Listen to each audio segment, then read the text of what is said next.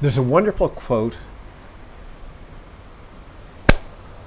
It's escaping me at the moment. A great science fiction writer, I believe it was, who said, you can't allow your manuscripts to gather dust in a dresser drawer. Let's talk about marketing a screenplay. When does it happen? How important is it? How does a screenwriter do it effectively? It's not important. It's essential. It's crucial. It is life-affirming, and it is absolutely the responsibility of any talent, any creative, to market themselves. If it's a writer and there's a script or a book or some product, time to market it. That's what you've got to do. And here's what most people don't understand.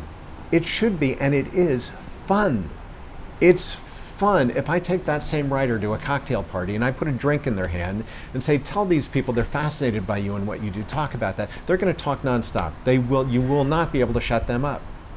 But if you, on the other hand, say, you've got a script, you're at home, pick up the phone and call someone, no, they don't want to do it.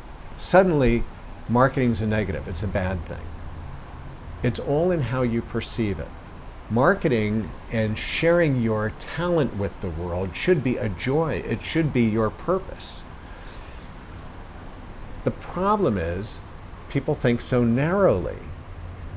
99.9% of writers who have a screenplay ready to go to market, they've rewritten it, it's ready, they've tested it, beautiful.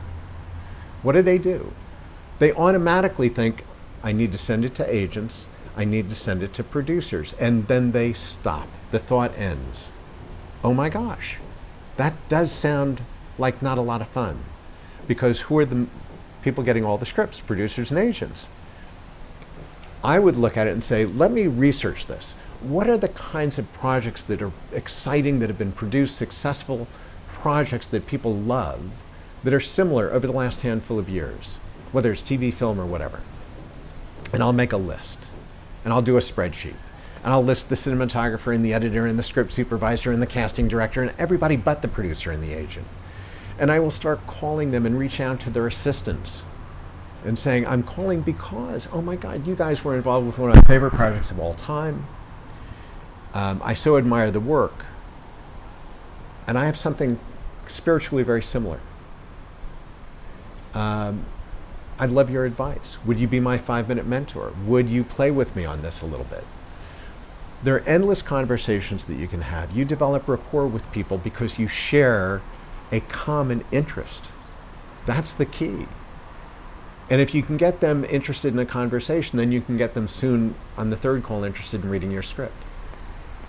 You're not asking anything of them. When you call an agent, you're asking them to represent you. That's a huge ask. When you send your script to a producer, you're saying, will you produce this? Oh my God, that's the biggest ask of any. Because what that means is that the producer has to invest several years on their own dime to create value and make this a reality. When you ask an agent to represent you or a producer to produce your film, you have to understand there's almost nothing in it for them at the outset. They're going to invest their time and their belief and their relationships on your behalf for no money. That's the reality.